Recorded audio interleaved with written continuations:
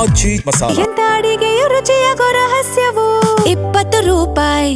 ಸ್ವಾತಂತ್ರ್ಯ ದಿನದ ಅಂಗವಾಗಿ 220ನೇ ಫಲಪುಷ್ಪ ಪ್ರದರ್ಶನ ಆಯೋಜಿಸಲಾಗಿದ್ದು, ಶ್ರೀ ಗಂಗಾ ಸಾಮ್ರಾಜ್ಯ ವೈಭವದ ಥೀಮ್ ಮೂಲಕ ಫಲಪುಷ್ಪ ಪ್ರದರ್ಶನ ಆಯೋಜನೆ ಮಾಡಲಾಗಿದೆ. ಕರ್ನಾಟಕದ ಮೊದಲ ರಾಜ ಮನೆತನಗಳಲ್ಲಿ ಒಂದಾದ ಗಂಗರ ವಿಚಾರ ರಾಜ್ಯದ ಜನರಿಗೆ ಈ ಮೂಲಕ ಮಾಹಿತಿಯ ರೂಪದಲ್ಲಿ ಲಭ್ಯವಾಗಲಿದೆ. ಇದರ ಬಗ್ಗೆ ತೋಟಗಾರಿಕಾ ಇಲಾಖೆಯ ಅಧಿಕಾರಿಯಾಗಿರುವಂತಹ ಜಗದೀಶ್ ಅವರು ನಮ್ಮ ಪ್ರತಿನಿಧಿ ಭವ್ಯ ಸುನಿಲ್ ಜೊತೆ ಮಾಹಿತಿಯನ್ನು ಹಂಚಿಕೊಂಡಿದ್ದಾರೆ. ಬನ್ನಿ ಕೇಳೋಣ. ಸ್ವಾತಂತ್ರ್ಯ ಅಂಗವಾಗಿ ಲಾಲ್ಬಾಗ್ ಫಲಪುಷ್ಪ ಪ್ರದರ್ಶನವನ್ನು ಈ ಬಾರಿ ಬಹಳಷ್ಟು ಒಂದು ಅದ್ದೂರಿಯಿಂದ ಆಯೋಜನೆ ಮಾಡೋದಕ್ಕೆ ಈಗಾಗಲೇ ಪ್ರಿಪ್ರೇಷನ್ ಮಾಡ್ತಾ ಇರುವಂಥದ್ದು. ನಮ್ಮ ಜೊತೆ ಮಾತಾಡೋದಕ್ಕೆ ಜಗದೀಶ್ ಸರ್ ಇದ್ದಾರೆ. ಬನ್ನಿ ಅವ್ರ ಜೊತೆ ಮಾತಾಡುವ. ಸರ್, ಈಗಾಗಲೇ ಲಾಲ್ಬಾಗ್ ಫಲಪುಷ್ಪ ಪ್ರದರ್ಶನ ಅಂದರೆ ಬಹಳಷ್ಟು ಜನ ಬರ್ತಾರೆ. ಈ ಬಾರಿಯ ಥೀಮ್ ಯಾವುದು ಸರ್? ಹಾಗೆಯೇ ಜನ ಯಾವ ರೀತಿ ಬರ್ತಾರೆ ಸರ್?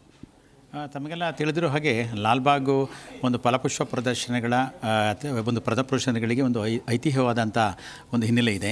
ಸೊ ಈ ಬಾರಿಯ ಫಲಪುಷ್ಪ ಪ್ರದರ್ಶನ 220ನೇ ಫಲಪುಷ್ಪ ಪ್ರದರ್ಶನ. ಸೊ ಇದುವರೆಗೂ ಕೂಡ ತಾವು ನೋಡ್ತಾ ಇದ್ದಾಗೆ ಸಾಕಷ್ಟು ದಾರ್ಶನಿಕರು ಈ ರಾಷ್ಟ್ರ ಮತ್ತು ನಾಡಿಗೆ ಏನು ಕೊಡುಗೆಯನ್ನು ಇಟ್ಟಿದ್ದಾರೆ ಅದನ್ನು ಆಧರಿಸಿ ನಾವು ಫಲಪುಷ್ಪ ಪ್ರದರ್ಶನ ಹಮ್ಮಿಕೊಳ್ತಾ ಇದ್ದೀವಿ. ಇದೇ ಪ್ರಥಮ ಬಾರಿಗೆ ಕನ್ನಡ ನಾಡನ್ನು ಆಳದಂಥ 13-14 ಪ್ರತಿಷ್ಠಿತ ರಾಜ ಮನೆತನಗಳಲ್ಲಿ ಒಂದಾದಂತಹ ಏನು ಗಂಗರು, ಈ ಒಂದು ರಾಜ್ಯವನ್ನು ಕದಂಬರು ಮತ್ತು ಇದು ಗಂಗರು ಜೊತೆಯಾಗಿ ಏನು ಕನ್ನಡ ನಾಡನ್ನು ಕಟ್ಟತಕ್ಕಂಥ ಒಂದು ಪ್ರಾರಂಭದ ದಿನ ಇದೆ. ಕ್ರಿಸ್ತಶಕ 325ರಿಂದ 1000 ಇಸ್ವಿವರೆಗೂ ಕೂಡ ಸುಮಾರು 7 ಶತಮಾನಗಳ ಸುದೀರ್ಘ ಕಾಲ ಕನ್ನಡ ನಾಡನ್ನು ಆಳಿದ್ದಾರೆ. ಹಾಗಾಗಿ ಗಂಗ ಸಾಮ್ರಾಜ್ಯ ವೈಭವ ಅಂಥೇಳಿ ಗಂಗರು ಈ ನಾಡನ್ನು ಆಳಿದಂತಹ ವೈಭವ ಮತ್ತು ಅವರು ಶಿಲ್ಪಕಲೆಗೆ, ವಾಸ್ತುಶಿಲ್ಪಕ್ಕೆ, ಕೃಷಿಗೆ ನೀಡಿದಂಥ ಒಟ್ಟಾರೆ ಕೊಡುಗೆಗಳನ್ನ ಸ್ಮರಿಸ್ತಕ್ಕಂಥ ಪ್ರದರ್ಶನವಾಗಿ ಇದನ್ನು ನಾವು ಆಚರಣೆ ಮಾಡ್ತಾ ಇದ್ದೀವಿ ಮೇಡಮ್. ಓಕೆ ಸರ್, ಪ್ರತಿ ಬಾರಿ ಕೂಡ ಒಂದೊಂದು ರೀತಿಯಾದಂತಹ ಥೀಮನ್ನು ಇಟ್ಕೊಂಡಿದ್ದೀರಾ. ಜನರು ಕೂಡ ಬಹಳಷ್ಟು ಮೆಚ್ತಾರೆ. ಈ ಬಾರಿ ಮಕ್ಕಳಾಗಿರ್ಬೋದು ಅಥವಾ ದೊಡ್ಡವರಿಗೆ ಯಾವ ರೀತಿ ವ್ಯವಸ್ಥೆ ಮಾಡಿದ್ದಾರೆ? ಹೊರಗಿನ ಪಾರ್ಕಿಂಗ್ ಆಗಿರ್ಬೋದು, ಪೊಲೀಸ್ ವ್ಯವಸ್ಥೆ ಎಲ್ಲ ಹೇಗಿದೆ ಸರ್? ಸೊ ಈ ಬಾರಿ ಫಲಪುಷ್ಪ ಪ್ರದರ್ಶನಕ್ಕೆ ಸುಮಾರು 10ರಿಂದ 11 ಲಕ್ಷ ಜನ ಬರ್ಬೋದು ಅಂತಕ್ಕಂಥ ನಿರೀಕ್ಷೆ ಇದೆ. ಅದಕ್ಕೆ ಪೂರ್ವಭಾವಿಯಾಗಿ ನಮ್ಮ ಪೊಲೀಸ್ ಏನು ಬೆಂಗಳೂರು ಸೌತ್ DCP ಅವರು, ಲ್ಯಾಂಡ್ ಆರ್ಡರ್ ಮತ್ತು ಟ್ರಾಫಿಕ್ ಹಿರಿಯ ಅಧಿಕಾರಿಗಳ ಜೊತೆ ನಮ್ಮ ನಿರ್ದೇಶಕರ ಅಧ್ಯಕ್ಷತೆಯಲ್ಲಿ ಸಾಕಷ್ಟು ಸಭೆಗಳನ್ನ ಮಾಡಿದ್ದೀವಿ. ಸೊ ಇಲ್ಲಿ ಸುಮಾರು ಪ್ರತಿ ದಿವಸ 450ರಿಂದ 500 ಪೊಲೀಸು ವ್ಯವಸ್ಥೆಯನ್ನು ಕಲ್ಪಿಸಿದ್ದಾರೆ ಮತ್ತು ಹಿರಿಯ ಅಧಿಕಾರಿಗಳ ಒಂದು ಉಸ್ತುವಾರಿ ಇರುತ್ತೆ. ಮತ್ತು ಟ್ರಾಫಿಕ್ ಇಲ್ಲಿ ಬರ್ತಕ್ಕಂಥವ್ರಿಗೋಸ್ಕರ ಈಗ ಏನಾಗುತ್ತೆ, ಮೆಟ್ರೋ ಕನೆಕ್ಟಿವಿಟಿ ಇದೆ. ಹಾಗಾಗಿ ನಮ್ಮ ತೋಟಗಾರಿಕೆ ಇಲಾಖೆಯಿಂದ ಒಂದು ವಿನಮ್ರ ಕೋರಿಕೆ ಅಂತಂದರೆ ಪ್ರತಿ 2 ನಿಮಿಷಕ್ಕೊಮ್ಮೆ ಮೆಟ್ರೋ ಚಾಲನೆ ಇರೋದರಿಂದ ಸಾಕಷ್ಟು ಜನ ಮೆಟ್ರೋದಲ್ಲಿ ಬನ್ನಿ, ಈ ಟ್ರಾಫಿಕ್ ಕಿರಿಕಿರಿಯನ್ನು ತಪ್ಪಿಸ್ಬೋದು ಅಂತ. ಆದಾಗ್ಯೂ ಕೂಡ ಒಂದು 5 ಕಡೆ ಇದು ಏನು ವಾಹನ ನಿಲ್ದಾಣ ವ್ಯವಸ್ಥೆ ಕೂಡ ಇದೆ. ನಮ್ಮಲ್ಲಿ ಲಾಲ್ಬಾಗ್ ಪಕ್ಕ ಇರತಕ್ಕಂಥ ಹಾಪ್ಕಾಮ್ಸು, ಶಾಂತಿನಗರ, ಆಲಮೀನ್ ಕಾಲೇಜು ಮತ್ತು JC ರಸ್ತೆಯಲ್ಲಿರ್ತಕ್ಕಂಥ ವ್ಯವಸ್ಥೆಯಲ್ಲಿ ಪಾರ್ಕಿಂಗ್ ಕೂಡ ಇದೆ. ಮತ್ತು ವಿಶೇಷವಾಗಿ ಒಳಗಡೆ ಬರ್ತಕ್ಕಂಥ ಪ್ರದರ್ಶನ ವೀಕ್ಷಣೆ ಮಾಡ್ತಕ್ಕಂಥ ಪ್ರವಾಸಿಗರ ಸುರಕ್ಷತೆಗೆ ಈ ಬಾರಿ ಸುಮಾರು 5 ಮಿನಿ ಹಾಸ್ಪಿಟಲ್ನ ತೆರೆದಿದ್ದೀವಿ. 5 ಆಂಬುಲೆನ್ಸ್ಗಳಿದೆ. ಮತ್ತು ಅದರ ಜೊತೆಗೆ ಬರ್ತಕ್ಕಂಥ ಏನು ಪ್ರವಾಸಿಗರ ಅನುಕೂಲಕ್ಕೋಸ್ಕರ ಸುಮಾರು 15 ಹೆಚ್ಚುವರಿ ನೀರಿನ ಘಟಕಗಳನ್ನು ತೆರೆದಿದ್ದೀವಿ. ಸುಮಾರು 9 ಶೌಚಾಲಯಗಳಿದೆ. ಅದರ ಜೊತೆ ಹೆಚ್ಚುವರಿಗೆ 5 ಶೌಚಾಲಯಗಳಿದೆ. ಸೊ ಈ ರೀತಿ ಎಲ್ಲ ಮತ್ತು ಬ್ಯಾರಿಕೇಡ್ ವ್ಯವಸ್ಥೆ ಇದೆ. ಅಡಿಷನಲಿ ನಾವು ಆ್ಯಕ್ಚುಲಿ ಹೋಮ್ ಗಾರ್ಡ್ಸ್ ವ್ಯವಸ್ಥೆನೂ ಕೂಡ ತೆಗೆದುಕೊಳ್ತಾ ಇದ್ದೀವಿ.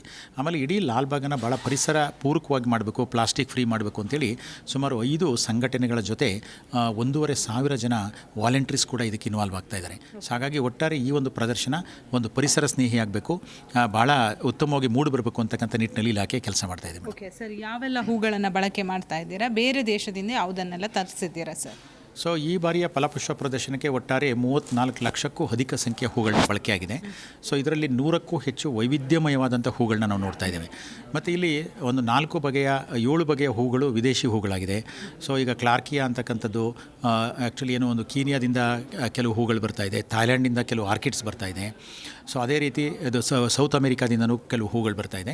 ಅದನ್ನು ಹೊರತುಪಡಿಸಿ ಕರ್ನಾಟಕ, ತಮಿಳುನಾಡು, ಕೇರಳ, ಪೂನಾ ಮತ್ತು ನಮ್ಮ ರಾಜ್ಯದ ಏನು ಪ್ರತಿಷ್ಠಿತ ಗಿರಿಧಾಮಗಳಿದೆ, ಊಟಿ ಗಿರಿಧಾಮ ಇರ್ಬೋದು, ನಂದಿ ಗಿರಿಧಾಮ ಇರ್ಬೋದು, ಅಲ್ಲಿಂದನೂ ಕೂಡ ಸುಮಾರು 30ಕ್ಕೂ ಹೆಚ್ಚು ವೈವಿಧ್ಯಮಯವಾದಂಥ ಶೀತ ಹೊಲಿದ ಹೂಗಳು ಬರ್ತಾ ಇದೆ. ಅದನ್ನು ಹೊರತುಪಡಿಸಿ ಸುಮಾರು 85ಕ್ಕೂ ಹೆಚ್ಚು ಟ್ರಾಪಿಕಲ್ ಫ್ಲವರ್ಸು ಈ ಸಾರಿ ದೊಡ್ಡ ಮಟ್ಟದಲ್ಲಿ ಡಿಸ್ಪ್ಲೇ ಆಗ್ತಾ ಇದೆ. ಆಮೇಲೆ ಲಾಲ್ಬಾಗ್ ತಮಗೆಲ್ಲ ಗೊತ್ತಿರುವ ಹಾಗೆ 240 ಎಕರೆ ಪ್ರದೇಶದ ವಿಸ್ತೀರ್ಣದಲ್ಲಿ ಹರಡಿದೆ. ಅಲ್ಲಿ ಸುಮಾರು 14 ಲಕ್ಷಕ್ಕೂ ಹೆಚ್ಚು ಕುಂಡದಲ್ಲಿ ಮತ್ತು ಬೆಡ್ಗಳಲ್ಲಿ ಬೆಳೆದಂಥ ವೈವಿಧ್ಯಮಯವಾದಂಥ ಹೂಗಳ ಒಂದು ಕಾರುಬಾರು ಈ ಬಾರಿ ಎಲ್ಲರನ್ನೂ ಕೂಡ ಆಕರ್ಷಣೆ ಮಾಡ್ತದೆ ಅಂತಕ್ಕಂಥದ್ದು ನಮ್ಮ ನಂಬಿಕೆ ಮೇಡಮ್. ಧನ್ಯವಾದ. ಅಡಿಷನಲ್ ಡೈರೆಕ್ಟರ್ ಜಗದೀಶ್ ಅವರ ಮಾತು. ಬೆಂಗಳೂರಿನಿಂದ ಕ್ಯಾಮ್ರಾ ಪರ್ಸನ್ ಯಶಸ್ ಜೊತೆ ಭವ್ಯ ಸುನಿಲ್, ಜಿ ಕನ್ನಡ ನ್ಯೂಸ್.